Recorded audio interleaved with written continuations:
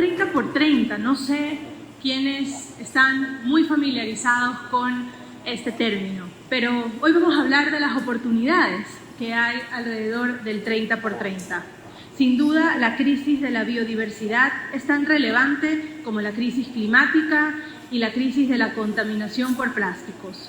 De hecho, están íntimamente relacionados y asimilarlo nos da oportunidades de buscar soluciones de forma integral para la restauración de ecosistemas y adoptar una nueva visión de liderazgo para acelerar un sistema económico basado en la conservación y la regeneración de los ecosistemas.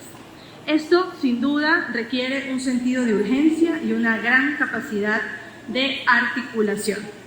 Vamos a manejar el panel con preguntas. Voy a estar súper pendiente del tiempo porque son varios los panelistas y vamos a tener una sinergia también para interiorizar el mensaje que queremos dar en este panel. Entonces, empiezo con Patricia. Patricia, tú eres la gerente de un programa conjunto entre Rewild y Besos. ¿De dónde nace el 30%? ¿Por qué es importante esta transición ecológica?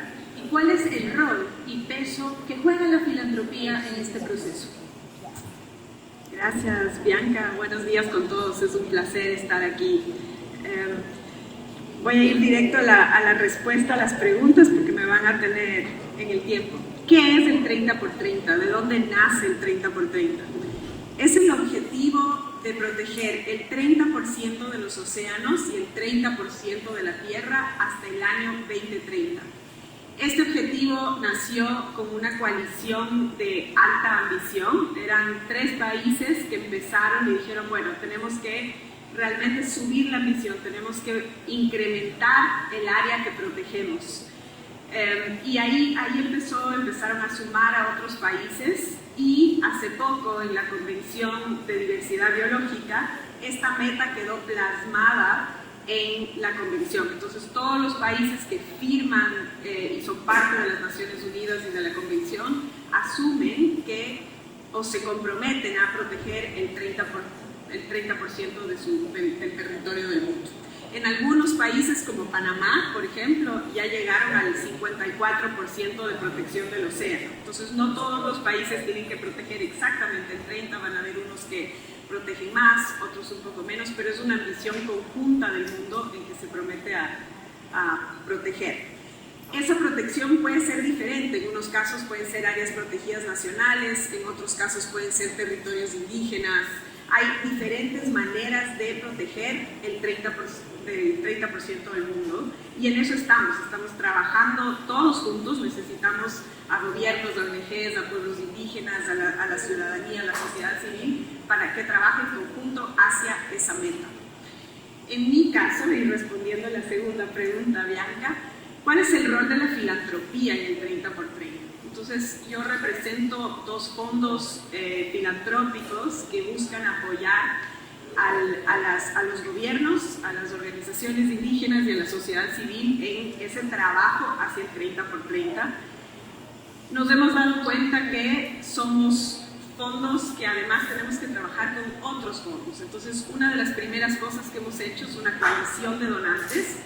En el primer lugar donde hicimos esto es en el Pacífico Este Tropical. Estamos trabajando para armar otra coalición de donantes en los Andes y la Amazonía. Pero la idea es que desde la filantropía podamos trabajar juntos en el apoyo hacia otros, hacia esta meta. Después viene el tema de, bueno, el 30 por 30, ¿cómo lo hacemos? ¿No es cierto? ¿Es suficiente con declarar un área protegida? No es suficiente con declarar. Es el primer paso y es un paso muy importante y es un paso que tenemos que tomarlo en conjunto entre los gobiernos y la sociedad civil. Pero después viene el gran reto de manejar adecuadamente las áreas protegidas, ¿no es cierto? Y eso requiere un montón de recursos que no todos los países tienen. Ahí es donde la filantropía puede ayudar. Es donde tenemos que trabajar juntos en buscar soluciones de sostenibilidad financiera para las áreas protegidas, y ya Dani va a entrar en ese campo, así que yo no me voy a meter mucho porque él tiene el reto de manejar áreas protegidas enormes, ¿cierto?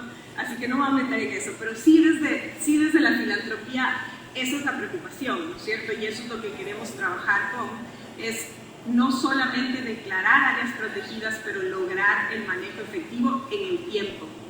Y de ahí ustedes se preguntarán qué pasa con el otro 70% del planeta, ¿no es cierto? No podemos solo proteger el 30% y el resto dele. Entonces ahí hay muchas iniciativas y ahí es donde viene el trabajo de todos ustedes, todo lo que ustedes están haciendo con sus proyectos, con sus programas para trabajar en el otro 70% del planeta. Eso responde rápidamente y en el tiempo las preguntas. No, totalmente. Y creo que es súper importante la pregunta que siempre haces cuando vienen a presentarte proyectos para apoyar la gestión de los gobiernos del 30x30 y es, indícame qué vas a conservar y cuál es el valor de esa conservación. Y esas son preguntas que para todas las personas que están aquí en conservación tienen que estar preparadas para responder, y vamos a hablar más al final del día sobre eso.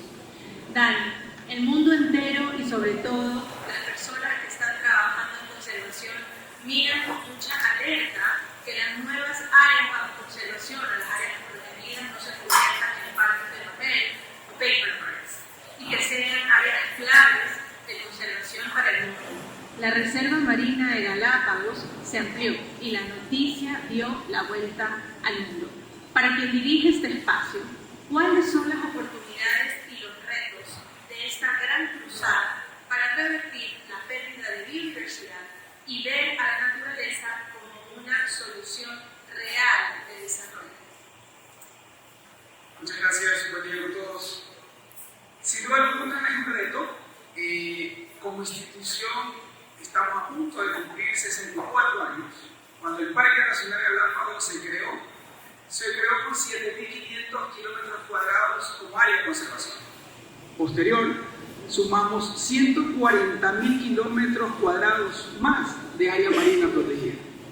Y hace un poco más de un año hemos sumado 60.000 kilómetros más de área protegida. Hoy estamos a cargo de más de 200.000 kilómetros cuadrados de área protegida. Es un reto enorme, es un reto que no se lo puede realizar solo desde la visión central o desde la visión de la política pública. Se necesita sin duda alguna el acompañamiento de los organismos laterales, multilaterales, bilaterales, ONGs y de todos quienes conformamos y vivimos en estos espacios.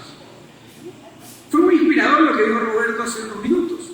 Es verdad, esto es todos, esto es juntos. Galápagos somos todos. Teníamos un mensaje muy importante que decíamos hace un momento, todos por la conservación, todos para conservar Galápagos. Y eso es lo que ha pasado en Galápagos. Cuando hablábamos en el 92 que se crea la palabra desarrollo sostenible, muchos quienes llegamos a manejar áreas protegidas en el 2001 ya veníamos con el concepto de desarrollo sostenible. ¿Qué es el desarrollo sostenible? ¿Cómo llegamos al desarrollo sostenible? Y cuando empezamos a trabajar en Galápagos, a conocer Galápagos, nos dimos cuenta que Galápagos es el modelo de desarrollo sostenible. Aquí está conjugado el ámbito económico, social, ambiental, incluso el político. Y cualquier decisión de manejo que se tome en Galápagos requiere la articulación de todos los sectores. ¿Hacia dónde vamos ahora con la transición ecológica? ¿Cómo alcanzar esa transición ecológica? Galápagos ya viene en transición ecológica desde la creación mismo de la provincia. La sociedad empoderada de los recursos naturales, la sociedad empoderada de los bienes y servicios ambientales que se generan principalmente en las áreas protegidas. No hay a dónde más ir en Galápagos. Necesitamos para vivir todo lo que se genera en Galápagos. Y esos bienes se generan en las áreas protegidas. Por ende, la sociedad está muy conectada con el valor de las áreas protegidas, muy conectada con la conservación de la biodiversidad. Por eso, hoy en día, nuestras decisiones, por ejemplo, de pesca, se las toma con el sector pesquero. Las decisiones con los guías se toman con el sector de guías. Ellos en una mesa, todos nosotros en una mesa, tomando decisiones. No quiere decir que siempre estamos de acuerdo. Estar en desacuerdo también es un acuerdo. No podemos estar de acuerdo en todo, pero sí hemos logrado tener esos puentes que nos permitan tomar decisiones que beneficien a la sociedad. Cuando decimos beneficio a la sociedad es bienestar social, raya bienestar económico.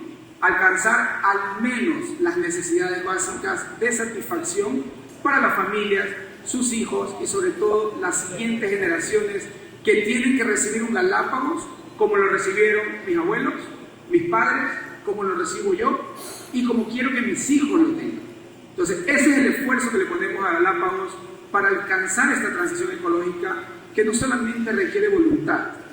Hay una palabra que yo utilizo siempre: necesitamos tener pasión por Galápagos, entender que Galápagos es el principio y el fin para los galapagueños. Después de Galápagos no hay más, no tenemos a dónde ir. Tenemos que conservar Galápagos para nuestra sociedad, tenemos que conservar Galápagos para todos y sobre todo que este Galápagos lo puedan disfrutar cuando estemos celebrando los 20 años de Premios Verdes, igual como lo han visto ahora, o mejor.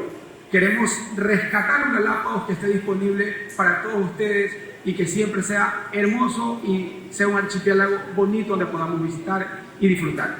Gracias, Dani. Vamos a hablar también de algo sumamente importante porque la transición ecológica, también hay una transición académica y de la transferencia de conocimiento distinta, ¿no? Es otra caja de herramientas que necesitamos.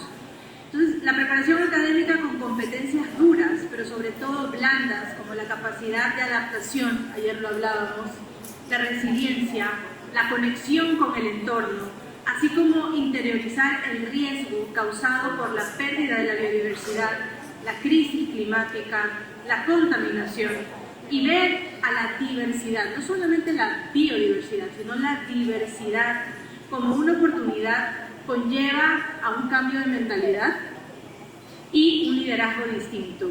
En el mundo, en América Latina, estamos preparando profesionales que puedan no solo enfrentar, sino superar rápidamente estos desafíos y asegurar que nuestra región sea verdaderamente sostenible.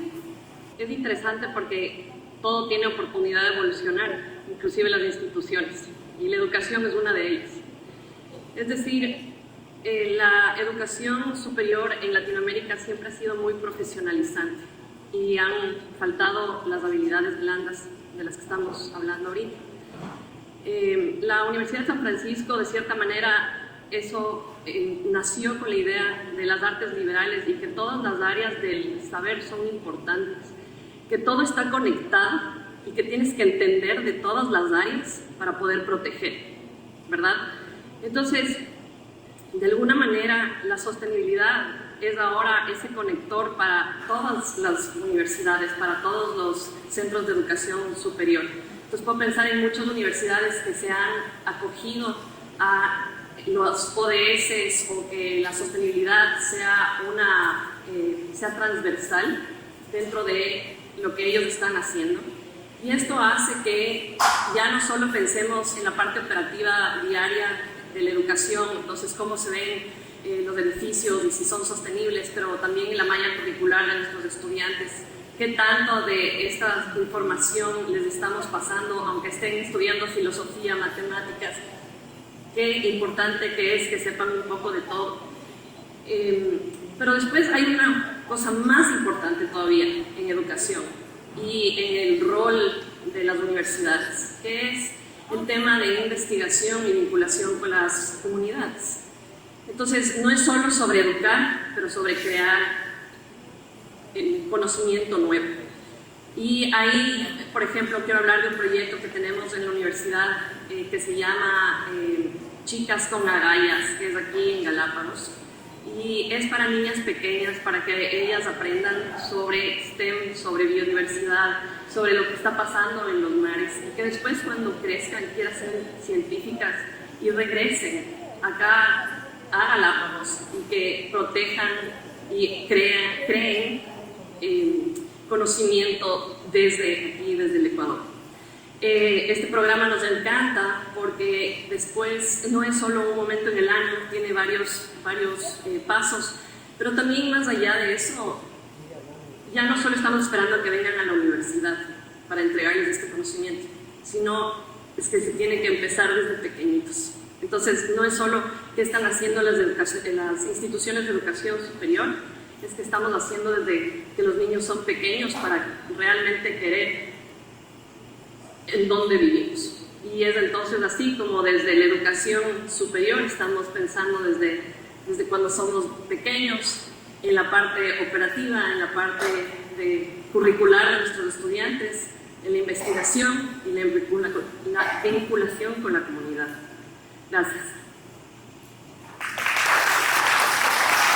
Kelly, la data, el conocimiento científico es clave y disponibilizarlo es una gran relevancia, ¿no? De hecho, estamos en un proceso de trabajar en una nueva área protegida y hay mucha data, pero está como muy aislada, ¿no? Está como en silos, no está tan disponible. ¿De qué manera la ciencia es un factor clave para determinar esa relevancia y el impacto del esfuerzo de estas nuevas áreas de conservación? UNC, which is University of North Carolina at Chapel Hill, has a wonderful partnership for over 10 years with Universidad San Francisco de Quito. And together we have created the Galapagos Science Center, which is on San Cristobal Island. And we really focus on research, but also on education and community outreach. And we feel like those three together are what's going to really help conserve not only the Galapagos, but other similarly challenged island ecosystems. And I just want to share a couple examples of what we're doing in all three of those areas to help highlight how then that helps conservation efforts through science and data. So during the pandemic, as many of you realize, tourism basically completely shut down in the Galapagos, and we recognized that the people of Galapagos needed another way to earn some income and be sustainable. So we started a project called Barcode Galapagos, which was a way to train around 80 local people, whether they're fishermen or guides that had lost their means to work. And we trained them in using science and technology, so using mini ions out in the field to collect genetic material from plants and animals, that they were then able to come back to our microbiology and genetics lab, and we taught them how to do some science for the first time. And then we're able to preserve those samples for the future in our biobank, which is the first ever biobank that's being created in the Galapagos. The biobank is part of a network of 7 biobanks across Ecuador, so we're really looking to preserve genetic material. And why that's important is a few things. One, we want to create a baseline of plants and animals, genetic material, so that when, say, there's an invasive species potentially coming in on a boat, instead of having to take that sample and send it back to mainland and take the time to do that, they'll be able to immediately identify which plant this is and is it invasive or not, and make decisions accordingly. And then also with the biobank over time, the hope is that we can understand adaptations that different organisms have to climate change. How can we make the right policy decisions to then preserve those species? And also, we want to share this information with others so that we don't have to continue to sample the same animals and plants all the time. We'll have that record already for everyone to use. Additionally, we're really excited because we have a new partnership with a company that's in the data analytics and software space called SAS. I don't know if anyone's heard of SAS.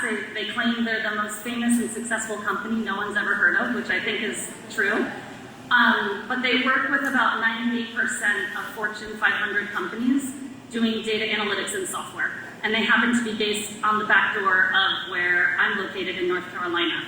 And so we're working with them. They have a branch called Data for Good. And I pitched them a few projects that we're doing here in Galapagos, and they assembled global teams to help us better understand the data that we've been collecting for many years and look at it in a new way, to overlay other data sets, to help with visualization tools, and to come up with ideas so that we could involve citizen science more in the local community in basically getting involved in the science. And so we have 3 great examples of that. One is a hammerhead shark project by Dr. Alex Herman, our GSC researcher. He's been looking for many years and collecting data on hammerhead shark migratory patterns. Some of that research has helped to, policy decisions to expand the Galapagos Marine Reserve, which has been wonderful. But he has a lot of data that he doesn't understand. Why are they moving around at nighttime away from Darwin and Wolf? And he hasn't been able to really get a grasp into the details of the data. And so the team at SAS has been able to help him understand, is it due to lunar cycles? Is it due to rising ocean temperatures? What are those things? So that's been really exciting. Another one has to do with phytoplankton. So a researcher from the University of North Carolina, Adrian Marchetti, has been collecting information about phytoplankton, which is at the base of the food chain and necessary for all other life in the ocean to survive, and understanding and predicting what is happening with phytoplankton over time due to rising ocean temperatures. And based on that knowledge, how can we then help inform policy decisions to protect their existence? And the last one that I think is super exciting is researchers from the Galapagos Science Center, Juan Pablo Muñoz and Daniela Alarcón, have been collecting photos of sea turtles for many, many years. They had hundreds of thousands of photos of sea turtles, which have unique identifying marks like a fingerprint on their face. And SAS has helped us develop an app. So we now have an app that is able to look at 2 photos of sea turtles and use citizen science in the local community and hopefully broader communities to say, yes, this is a match, no, this isn't a match, and be able to then start understanding and train the system so that in time, anyone from all over the world will be able to upload their own pictures of sea turtles, and they can understand where are these turtles moving, what's their migratory patterns, and again, help with protecting these important pathways that they travel through. So in everything that we do, it's all about the research, but it's also this education component and community outreach involving communities, and we're really thankful for our relationship with USFQ, also the National Park, and many other NGOs so that we can help preserve the Galapagos and the world.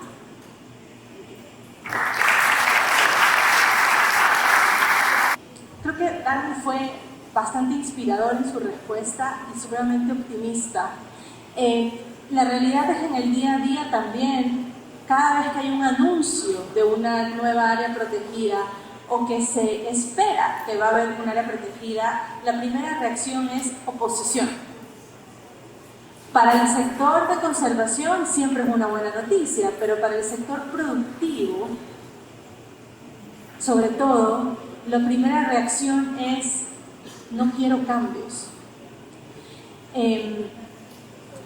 Sé que las condiciones climáticas van a dañar mi negocio, cada vez lo controlo menos, sé que cada vez hay menos recursos disponibles, pero no quiero cambiar. ¿Por qué pasa eso? Entonces quisiera la perspectiva de ustedes desde el ámbito, desde la educación, por ejemplo, desde la ciencia, desde la parte del territorio en lo social, y también es desde los incentivos o desde los recursos, cómo la filantropía también apoya o ve esa aceptación, cómo esa transición de cambio a decir cómo la conservación no es una camisa de fuerzas ahora, sino que más bien esa transición ecológica es una transición económica de oportunidades en el largo plazo.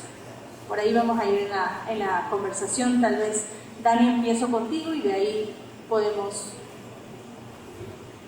Sí, definitivamente el concepto de conservar áreas protegidas ha evolucionado muchísimo.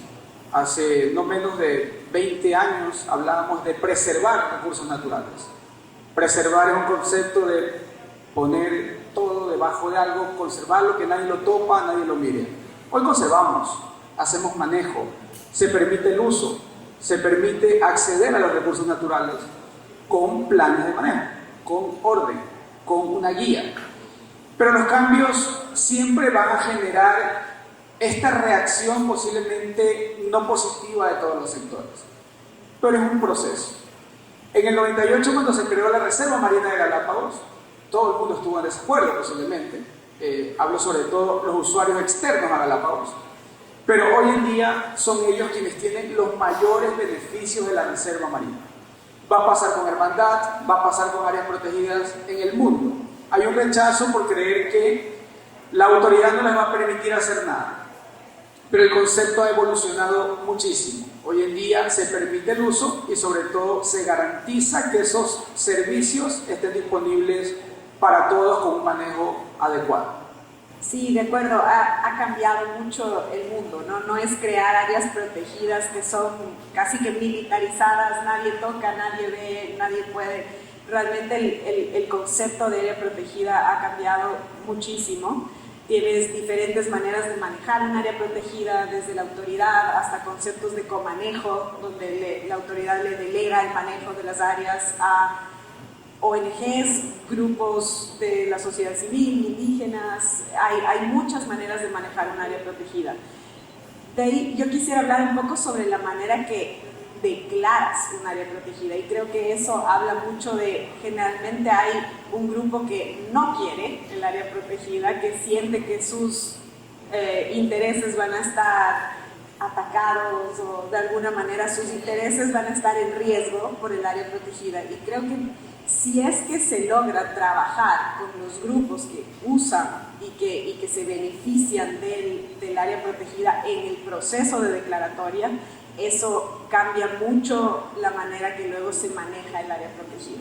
Y eso es difícil, ¿no? No se puede hacer en todos los casos, creo que es lo que buscas. Y hay maneras que después en el plan de manejo puedes ir integrando esas maneras de uso sostenible. Entonces creo que si hay como dos mensajes, el uno es cómo declaras, ese proceso de declaratoria, qué tanto puedes involucrar a los actores en el proceso de declaratoria. Creo que en Hermandad es un ejemplo muy bueno de cómo hicieron eso.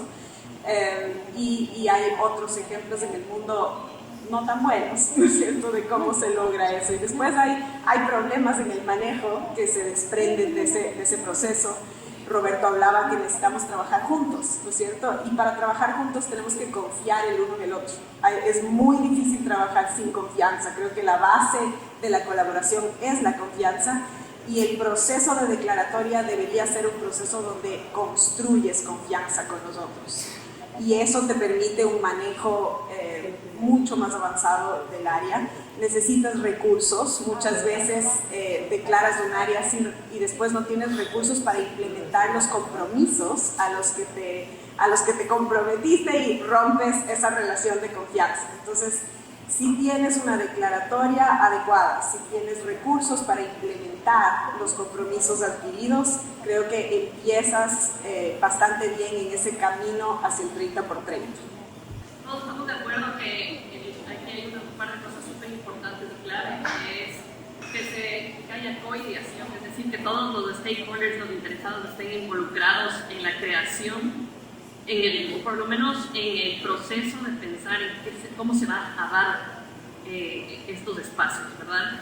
Y el otro es educación continua, ¿verdad? Porque el cambio da miedo, y da miedo porque no sabes lo que va a pasar. Y entonces, cuando pasamos por un proceso educativo, es justamente enseñar qué es lo que se viene. Y a eso le voy a tener mucho menos miedo. Y eso es de todos los humanos, en todas las partes, y ese vendría a ser un proceso que se trabaja de nuevo con todos de la comunidad. No solo viene de la universidad o no solo viene del parque, sino es de nuevo grupal, ¿no? Y de nuevo, regresando a lo que Roberto dijo al principio, es sobre estar conectados y una buena comunicación. Estoy muy de acuerdo. I agree with everything everyone said. I think the key here that I was going to add is trust is always at the foundation, and I think that that's one of the reasons we found it really important to have a physical presence in Galapagos and stay here with the staff and work with the local community and continue to build that trust and share the different research we're doing with local communities so that they can understand what we're doing, and it's not just that we're coming in, doing research and leaving and not doing things with the community. So I think trust is very important. Inclusion, so having the right people at the table to be able to feel like their voices are heard, and then education. So those three things together, I think, are the key. Buenísimo, definitivamente el rol de trabajar en conjunto. Las áreas protegidas más exitosas son las que vienen desde la aceptación de territorio con la voluntad política hacia el más alto nivel hasta que se declara. ¿Podrían compartirnos casos de éxito que hayan visto en donde realmente hay una clara sinergia entre conservación y desarrollo, como se decía en la mañana, ¿no? Inclusive uno de los lemas de Galápagos es mucho: no hay desarrollo sin conservación y no hay conservación sin desarrollo. ¿Tienen algún ejemplo concreto, corto, que quisieran y que dejen a la audiencia con ganas de ir a investigar un poco más sobre esos casos exitosos? Yo creo que el modelo que se ha replicado ya en el mundo es el modelo de manejo participativo que se instauró en Galápagos a partir de la creación de la Reserva Marina Galápagos. ¿Qué trataba este modelo de manejo participativo? Una mesa donde estaban las ONGs, ciencia, educación, Parque Nacional Galápagos, sector pesquero. Y en este sitio se tomaban las decisiones de manejo en el área protegida sobre extracción de recursos, por ejemplo, del sector pesquero. Había que llegar a un acuerdo, había que llegar a un consenso. No se podía aprobar algo si todos no estaban de acuerdo. O sea, todo era por consenso. O nos ponemos de acuerdo todos o no se aprueba. Y la reunión podía durar un día o una semana, pero teníamos que estar de acuerdo para tomar una decisión.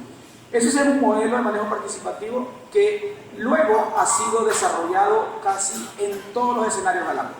Hoy se trabaja con este modelo con el sector agricultura, con el sector agrícola, con el sector pesquero, el sector turístico, todos los sectores. Pero es un modelo que nace en Galápagos, un modelo validado en Galápagos y que resulta. Porque luego que todos decidimos, todos nos comprometemos a cumplir con lo que hemos decidido. No hay una imposición y creo que es un modelo que funciona muy bien en áreas protegidas, sobre todo cuando hay usuarios, comunidades que necesitan recursos de esas áreas protegidas. Es un modelo muy validado y muy positivo. Yo diría, no voy a nombrar como un sitio en particular, pero más bien como cuáles son los factores de éxito. O sea, ¿qué te lleva a los factores de éxito? Entonces, el uno sería una declaratoria consensuada. A veces no se puede consensuar con todo el mundo, pero al menos hacer un esfuerzo de una declaratoria consensuada. Y después el manejo participativo de uno de los ejemplos es el de Galápagos. Hay otros que son diferentes realmente a ese, ¿no? Pero que como que el modelo es, ok, ¿cómo traigo a la mesa a los distintos interesados y hasta dónde yo puedo compartir el poder de decisión? Y ahí hay un balance que no siempre es fácil. No siempre es fácil hasta dónde compartes y cómo. Diría que otro tema es que tengas recursos para la implementación, tanto la participación como el consenso, como implementar un plan de manejo necesitas recursos. ¿Cómo haces? Esos recursos pueden venir del gobierno, pueden venir de la filantropía, pueden venir de distintas soluciones financieras que hoy en el mundo hay varias, ¿no es cierto? Tenemos canjes de deuda, tenemos reestructuraciones, tenemos fondos grandes ambientales que tienen este famoso Project for Financial Permanence. Son como diferentes mecanismos donde tienes un impuesto, una tasa de entrada, pero sin recursos no hay manejo, ¿no? El manejo, proteger el 30% del mundo tiene un precio y ese precio no se hace gratis, ¿no es cierto? No se hace con buenas intenciones, no se hace con confianza, necesitas recursos. Y entonces, si piensas siempre de la mano de cuando declaro un área protegida, cómo voy a financiar esa área protegida y cómo traigo recursos de lo que digo, gobierno, filantropía, bilateral, multilateral, cómo genero autogestión, cómo cobro impuestos, tasas, etc. Esa parte yo creo es realmente lo que te hace un área protegida que funciona versus un área protegida que no funciona. Y el tener el modelo de financiamiento muy presente el rato que estás declarando un área es esencial. Ya. A ver, yo creo que puedo dar un ejemplo de autogestión justamente que vendría a ser para San Francisco el Puputini. Nosotros tenemos vendría a ser una estación científica que está dentro del Parque Yasuní ya por 20 años. Y esa justamente ha sido una colaboración bastante exitosa que tiene en consideración a los locales. Estábamos también trabajando de la mano con las petroleras que están en el sector y con los investigadores nacionales e internacionales. Y es autogestión justamente porque no necesitamos dinero para asegurar que funcione durante el tiempo, ¿verdad? Entonces, y de ahí han salido grandes descubrimientos en temas de cambio climático y recibimos estudiantes e investigadores todos los años. Y es justamente el proceso que hemos tenido también de aprendizaje, de cómo llevar bien las relaciones y la comunicación entre todos. Y eso es, yo creo que un ejemplo local aquí en el Ecuador, dentro de un área protegida, que regresa un poco al, porque sea protegida no significa que no hay cómo hacer uso de. Es como haciendo uso de algo, tú puedes seguirle sosteniendo en el tiempo y mejorando la data y la información que uno tiene para proteger. I have a quick, slightly different example. So our researcher Alex Hearn does a lot of research on migratory patterns of sharks, and especially between Galapagos and Cocos Islands, and has been doing that for many years. And so through that research, he also formed a collaboration with the Galapagos Conservation Trust, where together they created and published a book for young children called Marty the Hammerhead, which you can find in stores here. It's a really wonderful book about a hammerhead shark and his journey to Cocos Islands and all the different sea life that he comes along the way, and challenges with plastics and different things like that. And I think this is a great example of, you know, collaborations between our research center and NGO, doing community outreach. We now have a community outreach manager that shares this story with all the local schools on San Cristobal so that all the local children understand the importance. And then also Alex's research has been one of the many factors that help lead to the expansion of Hermandad. So I think that's just like a nice example of all those things rounded together. Muchísimas gracias, me encantaría seguir haciendo preguntas, pero ya estamos sobre el tiempo. Creo que no es casualidad que este panel con el 30 por 30 hayamos ya empezado después de las hermosas palabras y charla tan inspiradoras de Roberto, porque llegar a un 30% del planeta total bajo conservación no es tarea fácil, pero tampoco es utopía y lo necesitamos. Y el siguiente panel justamente va a abordar, y a lo largo del día, es cómo todo está conectado. Y a veces pensamos en 30 por 30 casi que en lugares pristinos, y no es cierto. Ya las industrias y los sectores que están muy en la parte urbana tienen que mirar la cadena de valor y darse cuenta también que tienen que estar mirando e invertir en la agenda de 30 por 30. La agenda de 30 por 30 se nos viene de manera transversal porque es la única que tangiblemente, tal vez no es perfecta, pero que tangiblemente nos da esa esperanza.